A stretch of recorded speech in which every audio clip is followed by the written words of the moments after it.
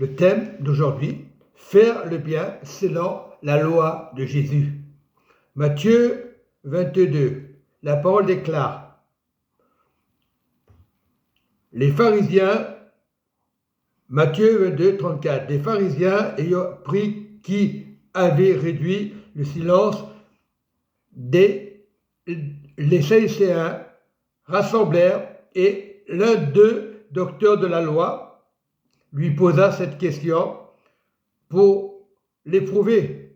Maître, quel est le plus grand commandement de la loi? Jésus lui répondit: tu aimeras le Seigneur, ton Dieu, de tout ton cœur, de toute ton âme, de toutes tes pensées. Le Seigneur Jésus ne parle pas de la loi des scribes et des pharisiens, même la loi que nous faisons nous. Il parle de la loi. La loi. Tu aimeras Jésus. Tu aimeras ton Seigneur, ton Dieu, de tout ton cœur, de toute ton âme, de toutes tes pensées. C'est le premier et le plus grand commandement qui est dans ton cœur, qui est la parole.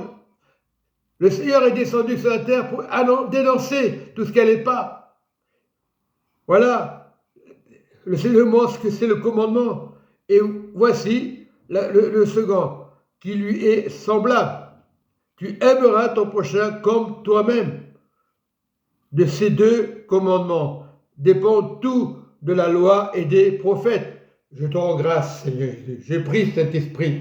Accorde-moi cette vérité, qu'on ne soit pas des religieux, qu'on ne vienne pas par habitude, qu'on ne vienne pas pour un pasteur, pour une assemblée, qu'on vient pour s'assembler avec Dieu. Oui, de le servir de tout notre cœur, pas servir, de mettre à la foi, comme des fois nous servons, de mettre à la foi dans les assemblées. On écoute le pasteur, on écoute nos pensées, nos jugements, notre intelligence. Voilà le piège que faisaient les scribes et les pharisiens. Aujourd'hui, on fait la même chose. Tu vas à l'assemblée pour critiquer ton prochain dans tes pensées. Mais quand tu vas à l'assemblée, écoute la voix de Dieu. Jésus répond: tu aimeras le Seigneur, ton Dieu, de tout ton cœur, de toute ton âme et de toutes tes pensées. Ton Dieu, c'est pas un autre Dieu. Donc, les choses, le Saint-Esprit dit: tu n'es pas pour un pasteur, tu n'es pas pour une assemblée, tu n'es pas pour la sœur à côté de toi, tu viens pour te rassembler dans le royaume. Oui, tu dois aimer ton Seigneur pour aimer les autres. Si tu aimes ton Seigneur, le diable va fuir. Cherche cette connaissance.